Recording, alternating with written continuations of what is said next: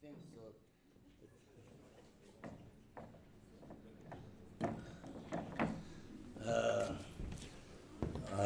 Welcome and good evening.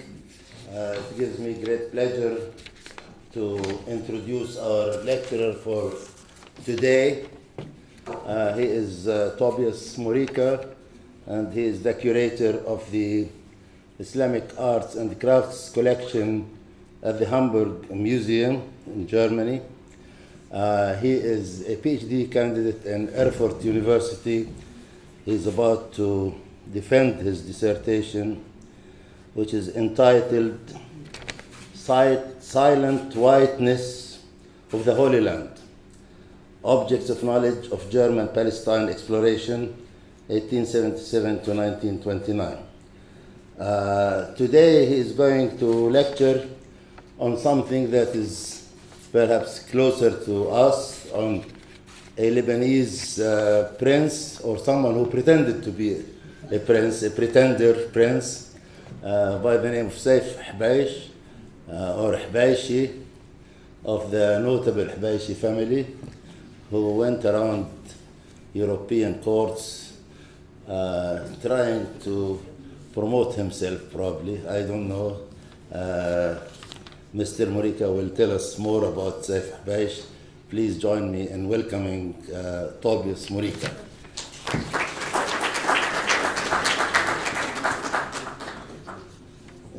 Speak to the microphone, please. Okay, so I'll use the microphone.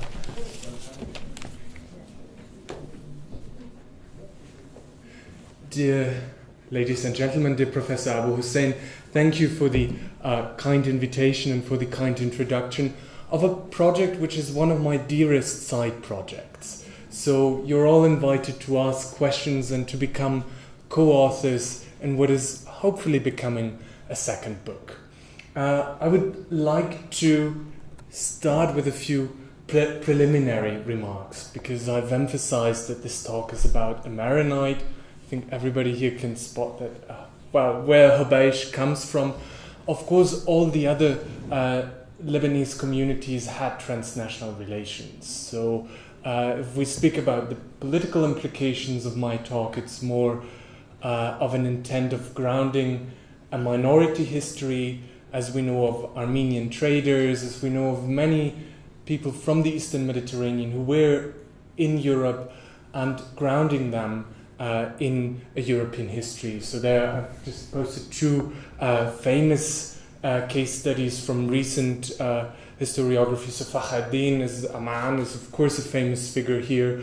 Hannah Diab from Aleppo in Paris, who was retrieved by Bernard Héberger, who helped to translate and even to invent some of the stories of the Arabian Nights, are, I believe, a few very well-known cases of these travelers. What am I going to talk to you about in the coming, let's say, 40 minutes? I'd walk you through the Prince of Mount Lebanon and what I could find of the so-called Prince of Mount Lebanon in German archives. Actually, he's not the only one, but I would say there are a few more Lebanese with Wanderlust in the 18th century. I'll explain a bit, so that's more or less the descriptive part where I tell you what I found in the archive, and eventually I'll try to come to my research questions, to the hypothesis, putting these things in perspective in the frame of a global microhistory. So actually, Erfurt or Gotha might not be places you could spot on a map. So actually, I came across Bada Hbaishi or Saif Hbaish somewhere in central Germany. So it's the middle of Europe, it's at the same time the middle of nowhere. What is important, there's a very nice Baroque castle where Saif Hbaishi left his robe. So when I started to do my own research on German Palestine exploration, I went to see the keeper of the collection. You have to imagine the most modern device in that office was a coffee machine, And this man told me, oh, we have a robe of that Oriental prince which once came here, which entered the curiosity cabinet. If you want to see it, it's on display. So this robe is linked to a name tag and to a chronicle. So we have the name of Spada Habaishi, who came to Gotha, to this small castle in 1727. This is the printed version of the court chronicle, and I've tried to render this very classical historic German into English. So I don't think it's always flawless. It's even the German original is sometimes a bit odd to me. But at Gotha in February 2077 came here Shadid Saif Habaishi, Principes ex Monte Libano. This gentleman had been unfortunate in a rebellion, and the Turks seized his lands, cut all his beautiful cedar trees to an irreparable damage, and took father and brother as captive. But he was let go that he should ransom the prisoners. He had held a letter of recommendation by the most graceful ruler of the Holy Roman Emperor, Carolo VI, and was received with the Duke with the great douceur. He was kept at table, and a portrait was prepared. According to his belief, he is a Greek and enjoys communion in double nature.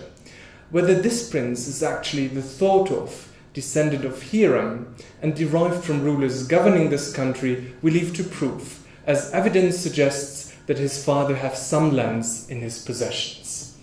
So that is basically the story of Spada Habaishi, who uses letters of recommendation going round from Rome to Dresden, Leipzig, many other small courts, and I'm losing the trace in 1728.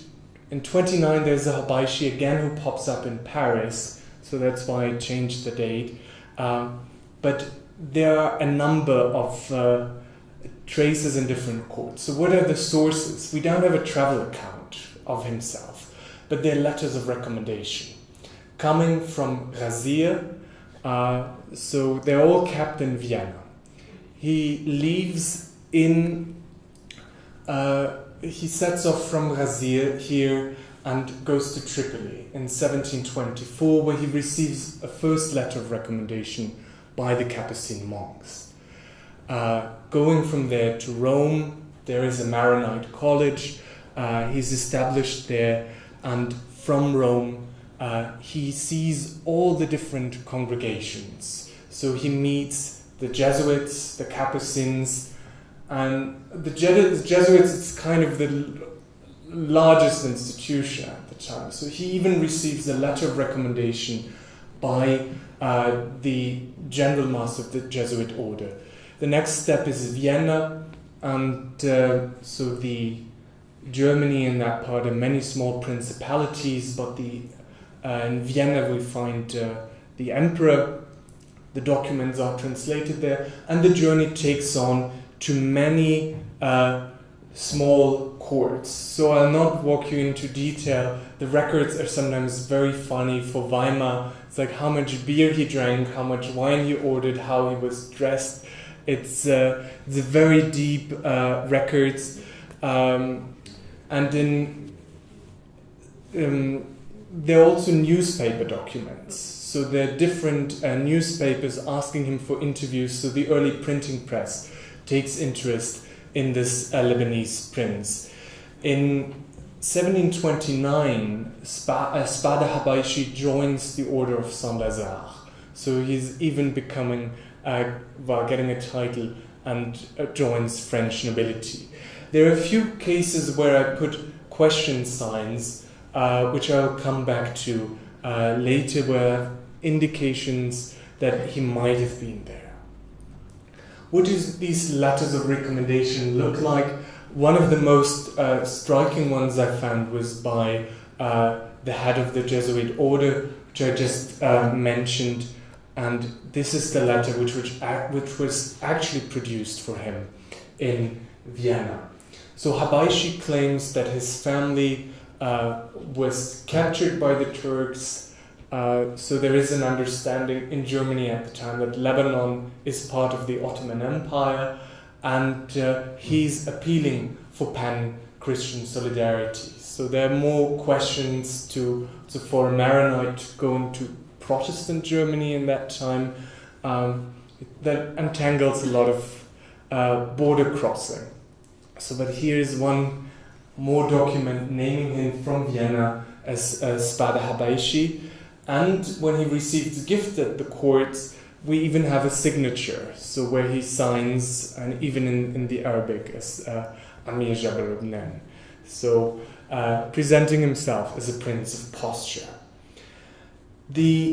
Eventually, how his story ended, if he made it back to Lebanon, is unclear. Richard Pekuk, a British traveller who came to Razia in 1745, I'll not read the quotation fully, but Pekuk recalls that he met a man who travelled through Europe for 8 years, who spoke Italian, and who had been to Europe. So obviously, some of these, so Habaishi might have come back, might have returned, but eventually, following his trace, I noticed he was not the only one, but there were a number of followers. So we can speak of a European phenomenon. For London, Nabil Mattar claims that an impostor was executed in 1736. I was not able to verify that. Well, I wasn't able to make sense of the footnotes, but it's some of the things I still need to follow up. There are many small German towns where we find princes of Palestine, princes of Lebanon, which are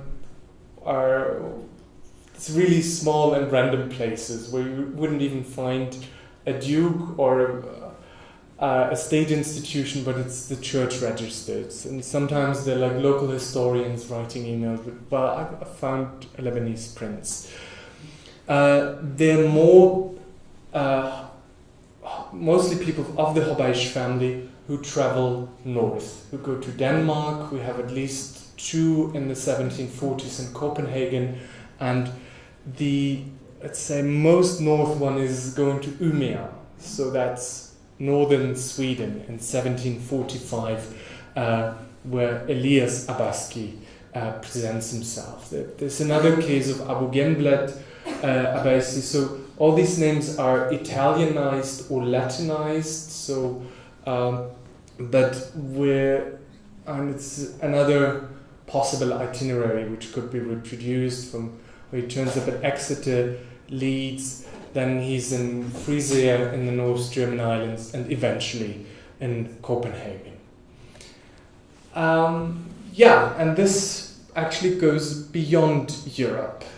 In 1737, a Danish missionary reports from Philadelphia, so that is British North America in that time, that the famous Sheikh Sidi from Lebanon came through Philadelphia, going now through the American colonies. There is a well-known tradition of Sheikh Kazin in Chile in 1745. I've put the reference here. It's a rather well-known element of Kazin who traveled for about 10 years in South America. And the Danish missionaries, again, the Trunkaba mission is in South India, again a Protestant mission, who encounter a Maronite in southern India, or at least they believe so. They write this note during the 7 Years' War, so the British and the French and the Portuguese, they all struggle over the rulership of India, and in these days, a man dressed in an unusual fashion visited us. Some laces were bound around his hat, on a cap to a turban, which was hanging down his shoulders. He wanted to be called Governor of Mount Lebanon, but was born in Jerusalem, he said. The passports he showed were written in Arabic, Syriac, and Portuguese language. In the last one, it was mentioned that his whole family was captured by the Turks and he had to raise 15,000 rupees as ransom. To raise the money, he now traveled around and let himself give alms. He had affinities for the Roman Catholic religion. Since we talked to him about the Christians who live on Mount Lebanon and asked him about the Maronites, hence he said himself to be a Maronite, alms were offered to him by our party, so he left satisfied. So there even seems to be a global dimension. And just to conclude this imposter story, apparently it also worked the other way around. So Carsten Niebuhr, who was again a German who was part of the Danish Arabia expeditions, one of the first scientific missions. So there were traders here, but he was part of a scientific mission, and he came to Mount Lebanon. And he speaks of a Lebanese or of a Maronite, probably since he was from Aleppo, of a Greek Catholic, who lived in Europe, was probably one of the descendants of one of these princes, came to Lebanon and presented himself as a German duke. There was even a hunting party organized for him. He lived here as a guest and then returned to Vienna. A few weeks later, he was met by one of the Maronites who hosted him and who saw him that he was again moving around in Vienna. So again, this imposter story was also played the other way around. How did this phenomena come to an end? So there was, by the 7 Years' War, a growing knowledge, even in these remote regions of Europe, that there has been no Christian nobility ruling over Lebanon. So starting in France, and I've put the quotation here from the royal verdict, there was an understanding that these beggar princes were not actually part of a nobility. So France,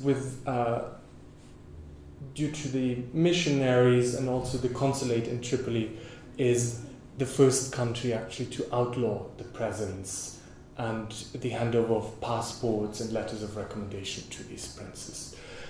So that then later takes on into different German principalities with different dates, and one of these princes is even persecuted, Bonifacius Altem. He might be Greek, I'm not really sure about this one yet, but in Saxony he was persecuted and even wanted by the police.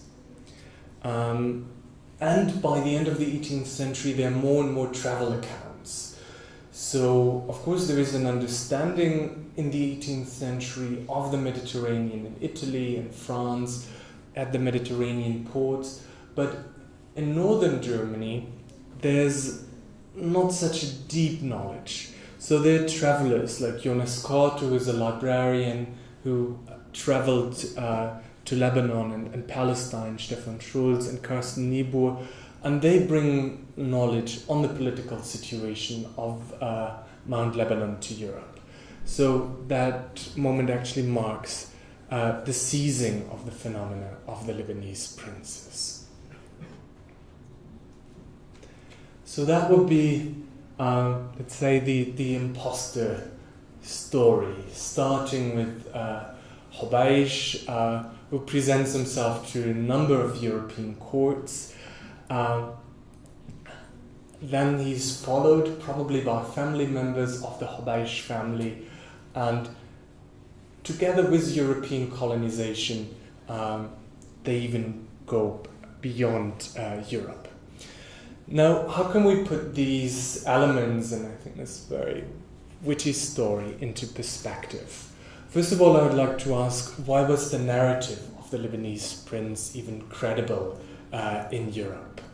What was the effect these princes left in Europe? Since, and obviously there was an interest to keep a trace in the royal curiosity cabinet. how can we position among all these other stories of Turkish captives, Greek monks, the Maronite librarians, which we know fairly well, so Hakileni, Asimeni, put their presence into perspective. And for Europe, thinking about the confessional border between Catholics and Protestants, how can we explain that a Catholic Maronite passes into Protestant land? And on the other hand, what was the situation in Lebanon at the time? So Habayshi claimed that his family was captured by the Pasha of Sidon. So what was the background of their travel in the social history of Lebanon, and how can this migration be qualified and grounded from a Lebanese perspective? I would first start with a question how this story actually was credible, and an important element were letters of recommendation, and it's kind of a staircase wit. So in 1724, the Capuchin monks write a letter in French to Spada Habayshi saying, oh, this is a young man and he's a good Catholic. In the Latin translation, this then turns into the prince of the castle of Razia. While in Vienna, this is then he's a prince from Mount Lebanon, and in the German version it turns into the prince of Lebanon. So it's kind of between different languages. This is kind of added. So I think the core of how this works is the letters of recommendation. On the other hand, let's keep in mind it's very small German courts who are very happy to receive a Christian prince from the Middle East. So there is not only one portrait painted, but also a second one in Blankenburg. In Switzerland, Habayshi receives an official tour. The hospital, the library is shown to him. And so that there's also a certain will of receiving a guest. Then what is very important, I think, to any imposter is accomplice. Habayshi had a translator. So, and in one of the documents, we find his signature in Syriac, in Arabic, and, there is a mixture of German and French of Lazare, interprète, who acted as translator, so who spoke Italian, probably somebody who was attached to the Maronite college in Rome, and who traveled with Spada Habayshi. So I think that thinking about the credibility, it's also as a duke presenting himself with a translator. Thinking about the Lebanese perspective, we know that in 1709 the Habaysh provided safe haven for Haydar Shihab, and that there were conflicts with the Pasha of Sidon, and I'm very much looking forward to your comment on this. But I'm wondering, since this is time-wise kind of removed, if there are other quarrels documented, and if this narrative of saying, well, our trees, and probably it were mulberry trees, were cut down, can that be verified? Another question would be, since the Habaysh family obviously made a small fortune in Europe, if the money was reinvested in any sense, so if we can link that to a social history to the area. So, and we have at least one expert for the view from Istanbul among us. Would be my ground and my central hypothesis. So I would like to put these Lebanese princes into a history of knowledge, claiming that they served as knowledge brokers, providing knowledge prior to the age of exploration. So before Europeans were actually traveling to the Middle East, that they made an indirect but crucial contribution to Oriental studies, and that their voyages even marked a transition from the Catholic centers like Rome, Madrid, Paris, where the Maronite librarians were present, to the more remote places of Protestant Europe. In the first place, I would like to say they were object interpreters. Wherever they visited a court, the libraries, the coin collections, they were presented the Turkish booties, and they were asked to decipher objects and to explain what things were. And especially the notion of coins was crucial to build a historiography. So in the same fashion of learning from the antiquity and collecting Roman coins, these early Enlightenment courts also started to collect Arabic coins and wanted to know about different dynasties. So just a few examples. So for example, let's go back to Gotha. There was the interest of providing and building a document. So there is a portrait painted, which is today lost. There is a speculation on the communion and even tracing Habashi back to Hiram, so a phenomenon which I would call biblical Orientalism. So the presence of a Lebanese is read through the eyes of the Bible and through the lens of the Bible in the first case. And still there is an interest to create a specimen, so to keep his robe and his shoes for the curiosity cabinet. Other courts react very differently to his presence. They actually want to know, are there Christians in Lebanon? So this is an example from Wolfenbüttel. I'm not sure if you can see it in the back, but this is another small court in Germany, and what they do is they go to the library. And it's a 7 pages dossier on the situation in Mount Lebanon. And here they cite Jérôme Dandini and Simon de la Roque, and they actually start to do a literature review on the situation in Lebanon. Habashi himself reorganizes a library. So this is a monastery library where there is a note that Habashi has been personally interviewed in Schweinfurt at the Chancellery, explained that this specific book should not be a prayer but a titular booklet. And there are a number of scholars who complain that the Maronite princes whom they meet do not master Arabic as well as they do, so they're very German and they think they know better.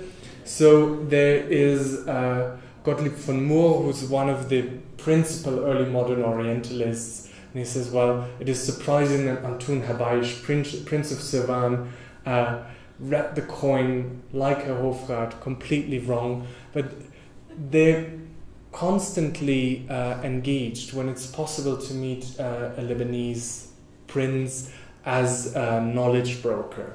The same happens to Johann David Michaelis, who is, let's say, the founder of German Oriental Studies. He met a Maronite and they exchanged some Arabic verses. A few years ago, I went to test an Arab of noble birth but no scholar. After he had written to me some new Arabic verses that he liked as a sample of poetry, I gave him some poems printed in my chrestomathy. It is true, he said, that at the first sight these would be heavy, for not only the unstudied but also some scholars. Alone, after I had just well helped him with these old poems, as he helped me with the new, he understood them so vividly that he found them beautiful. So the idea here, Michaelis even wants to show off his Arabic in comparison to an unlearned nobleman. And there was the idea of using the Lebanese princes as translators. So this is an episode from Dresden. In Dresden, porcelain was reinvented. So there's a big fascination to the Ottoman Empire, but also in Europe with porcelain from China, which was imported till 1710. August the Strong had experiments made, and then Meissen was able to reproduce porcelain. And here the idea was to ask for translation into Ottoman, which a poor Lebanese prince was not able to deliver. So, again, it's a small episode, but I think they really show an incitement of curiosity and that they act as knowledge brokers. Eventually, there is, after the 1750s, when the phenomenon comes to an end, an afterlife in German literature.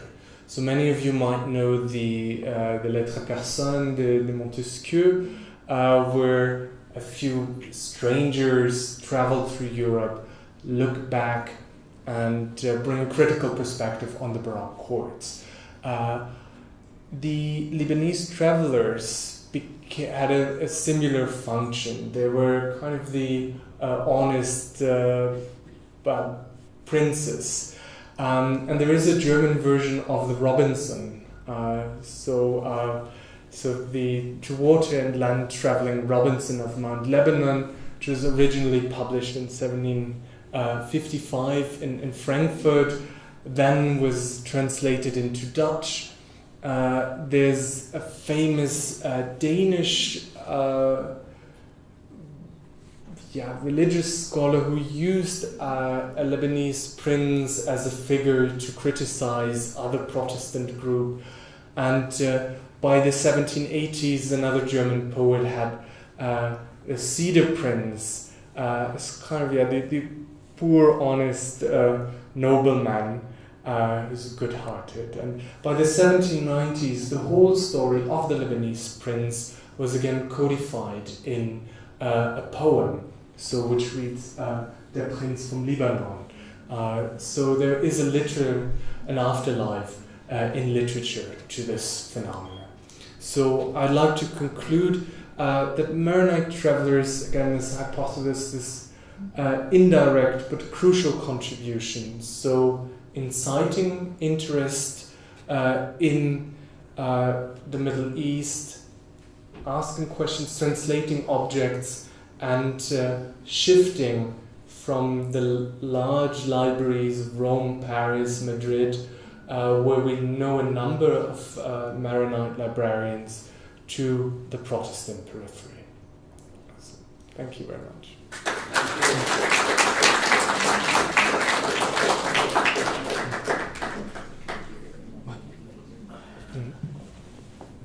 Thank you very much, Tobias. That was very interesting as well as entertaining indeed, and typical Lebanese, I would say. And the floor is now open for questions or comments if you have for Mr. Morike.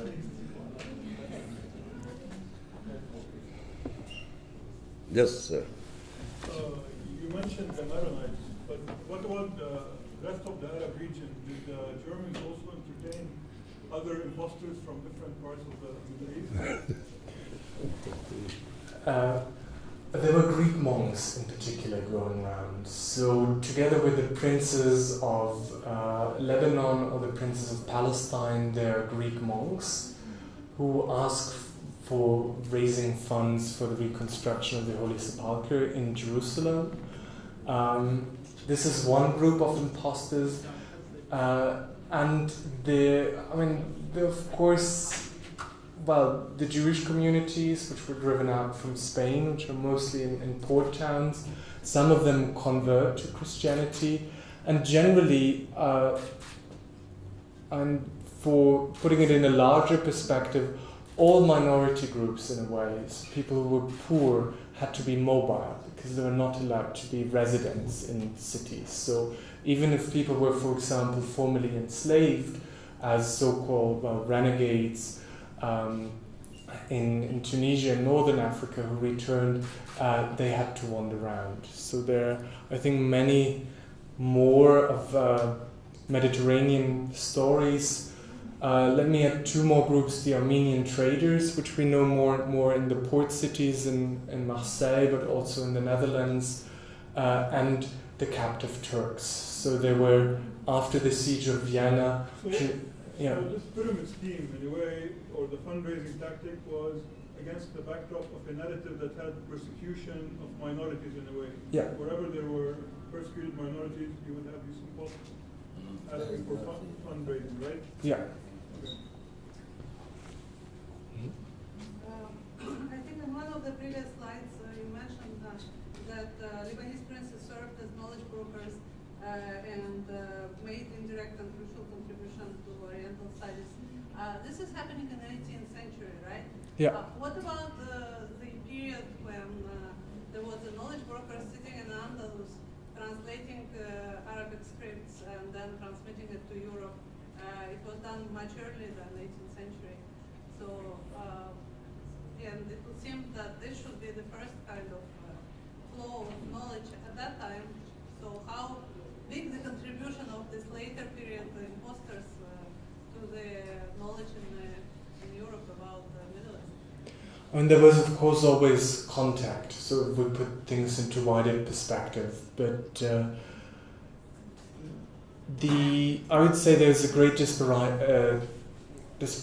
difference between the knowledge in the centers. So if we think about Madrid, if we think about Paris, where there is an Arabic manuscript collection since the 16th century, and Rome, where there is a direct contact through the Maronite College, and these rather remote places of small Protestant areas, which are more detached and behind the Alpine mountains and not so much in touch with the Mediterranean. So as a result, they fall for these imposters because they don't have the direct knowledge as in the center. Mm-hmm. Yeah. Yeah, I think obviously that lack of knowledge, and which I think this case from Wolfenbüttel shows very well, that actually returned to French travel accounts and to Italian travel accounts, trying to find out more and to get a deeper insight. Yeah. Thank you for this interesting presentation. I'd like to comment on the fluidity, what you were wondering about the fluidity between Catholic and Protestant. Yeah. This has been recently studied by Bevilacqua in a book called the Republic of Arabic Letters. Yeah. So the Protestants and Catholics were arguing and had feuds, but they were talking to one another. There was a lot of fluidity and contacts. And I think these Maronite, whatever you call imposters or whatever, actually were like brokers of, or they would put their weight one side or another by giving material to fuel the discussions or to champion one side against the other. The case of Ekelensis, you mentioned Elegé, studied the case of Ekelensis and others. And I'd like also to remind of another Kassiri, Michael Kassiri, who was a Maronite priest and who catalogued all the manuscripts of the Escurial. Yeah. So that's another. So the Raziris or Kassiris, the problem is that they go on the Latin names. We don't realize that they're Raziris. Thank you. Thanks for recalling also part of the state of the art, which I kind of skipped. But I think the difference between Bevilacqua is that he is rather looking at people at the centers of scholarship, like Jan van Eyck, who was in touch with the Vatican. But here I think the difference is that it's really on remote places where there is no, Yes, but it's the contact that is important. And also he's trying to show, actually, his thesis is to show that the Enlightenment did not happen because of secularism. The Enlightenment happened because also the churches and the religious sides were debating and using all this material. Yeah, obviously. Thank you. I've kind of let out the question of the librarians because we only have one or two of Arabic teachers which are in the wave of Asemanios and the whole Asemani family who actually come to Germany. So they're, I think, much more prominent in Madrid, in Rome, and much less. It's one or two scholars we actually know.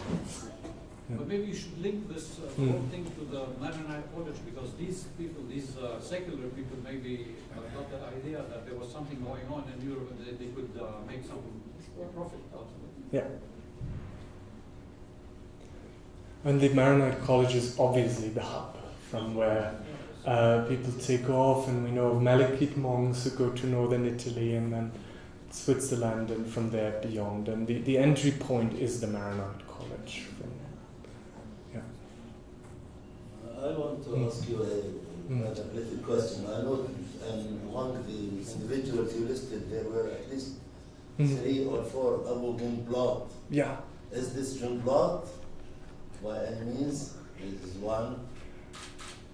I don't know. Could be. I mean, I was also wondering. I'm just and in this case, and the Druses also partook of this sort of knowledge brokering. Yeah.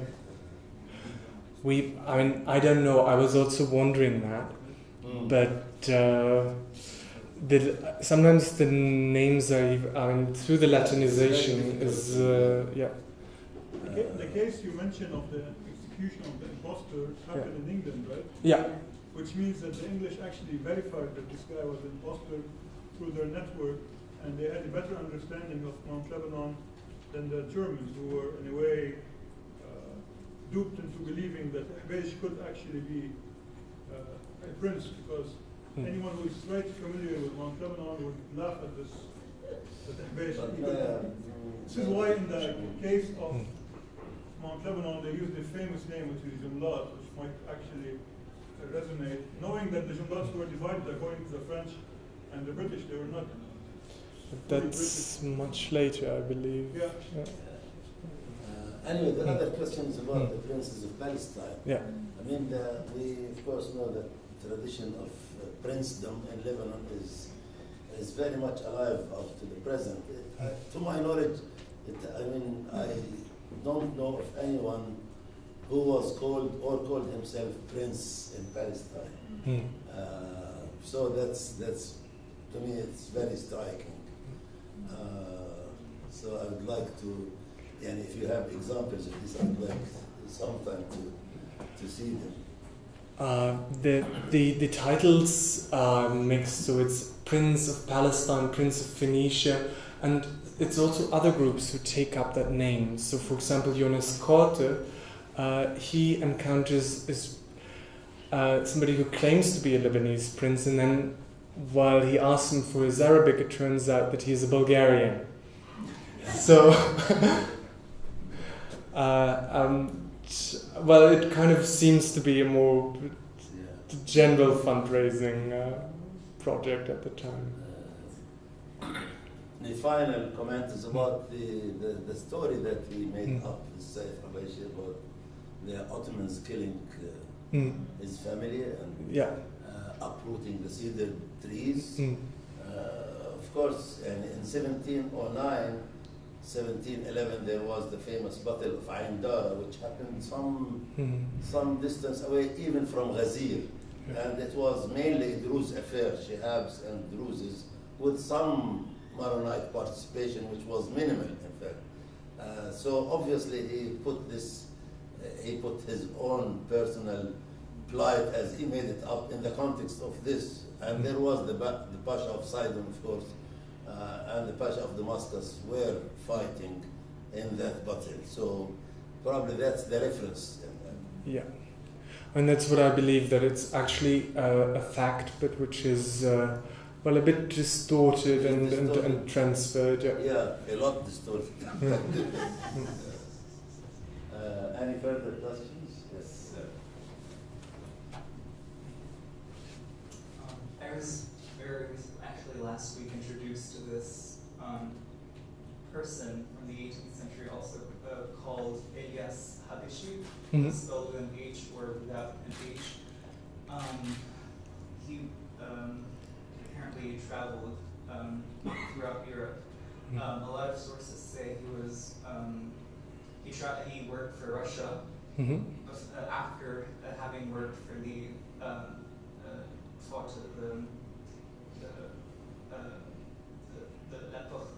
like the Ottoman. Yeah. And there are conflicting sources about his.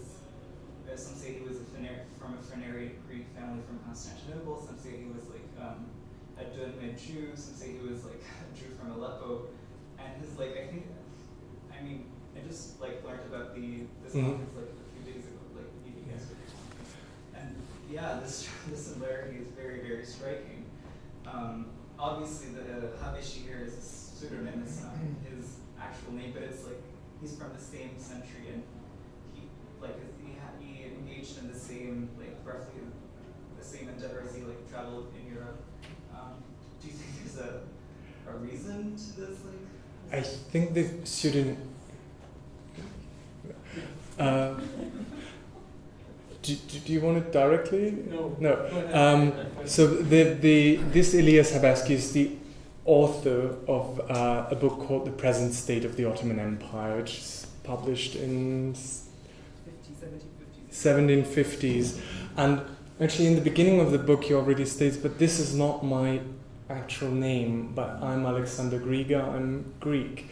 So I think this is a pseudonym by a British person who participated in the Crimean Wars.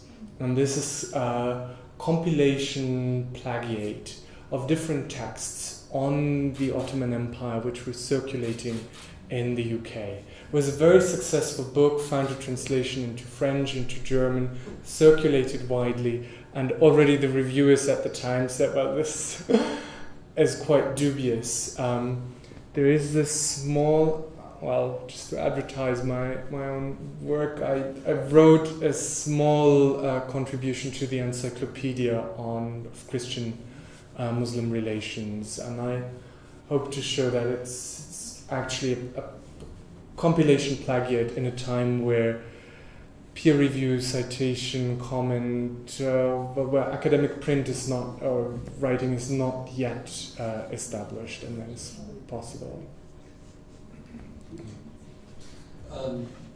Again, this is very interesting. Thinking about all these connections, I mean, it first came up with the titles. I'm wondering if maybe there's a kind of, if the guy was kind of playing on the idea of Crusader princes and people bearing European titles that would come from this part of the world and then perhaps go back to Europe. So, that might be kind of one way to pull the wool over people's eyes. But also I wonder if maybe there seems to be a kind of Abyssinian connection too. Mm-hmm. And I wonder if maybe there's a kind of layer of Prester John in this whole tale. Mm-hmm. I think oftentimes Prester John is associated with Central Asia, but also with Abyssinia, as I recall. Yeah. So, do any of these types of connections come up? I guess you would have mentioned them, but there seems to be kind of a whole array of weird connections that perhaps might capture the European imagination. Yes. I mean, obviously there is, let me take the question from two sides. One is the Ethiopian connection, where there's a very specific connection to Gotha, and I would say there is a more general Protestant story. So, which takes interest in Christian communities in the Middle East. So, let me start with the more general story. These Protestants are interested in, is their Bible translated correctly? So they're interested in Hebrew, but also in pre-Catholic traditions. So Jan Lopez is one of the people who work on this. So the interest is understanding the traditions of Middle Eastern Christians, of Orthodox, better to activate them as a source, also to argument against the Catholic Church. So therefore this interest and also this question on how he actually celebrates the communion and what is this, Habashi's tradition on the Last Supper.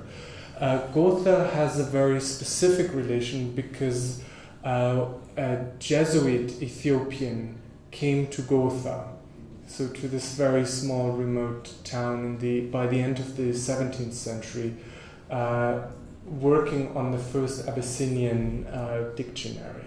So Abba Gregorius, I think by the 1690s, turned up in Gotha, and there's this Ethiopian connection as well.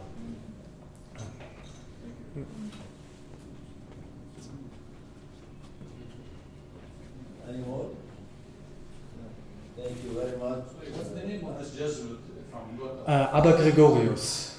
Abba Gregorius. Ah, okay. Gregorius. So he.